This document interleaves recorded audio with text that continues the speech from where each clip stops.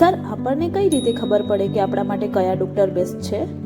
Generally બે રીતે practice થતી હોય છે. એક પેથી સેન્ટ્રિક અપ્રોચથી પ્રેક્ટિસ થતી હોય છે અને એક પેશન્ટ સેન્ટ્રિક અપ્રોચથી પ્રેક્ટિસ થતી હોય છે. પેથી સેન્ટ્રિક અપ્રોચથી જે પ્રેક્ટિસ થતી હોય છે એમાં જે ડૉક્ટર પાસે જે ગયા છે, જે સ્પેશિયાલિસ્ટ ડૉક્ટર પાસે ગયા છે અને એમને જે નોલેજ છે એના આધારે પ્રિસ્ક્રિપ્શન લખે છે અને એમાં આપણને ગાઈડ કરે છે.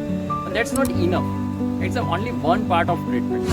પણ જ્યારે પેશન્ટ સેન્ટ્રિક અપ્રોચથી ટ્રીટમેન્ટ કરવામાં આવે ત્યારે પેશન્ટને એક હોલિસ્ટિક અપ્રોચથી, એક કમ્પ્રિહેન્સિવ અપ્રોચથી જોવામાં આવે કે આ પેશન્ટને ડાયાબિટીસ છે તો અને મેડિસિનની તો જરૂર છે, પણ સાથે સાથે જે અધર મેડિકલ સિસ્ટમ છે એ ડોક્ટર્સ જોડે પણ એને મોકલવામાં આવશે અને એ ડોક્ટર્સની પણ જો ટ્રીટમેન્ટ લેવામાં આવશે તો આ પેશન્ટને વધુ સારી રીતે એનું ડિસીઝ મેનેજ થઈ શકશે અને દેર આર ચાન્સીસ ઓફ રેમિશન.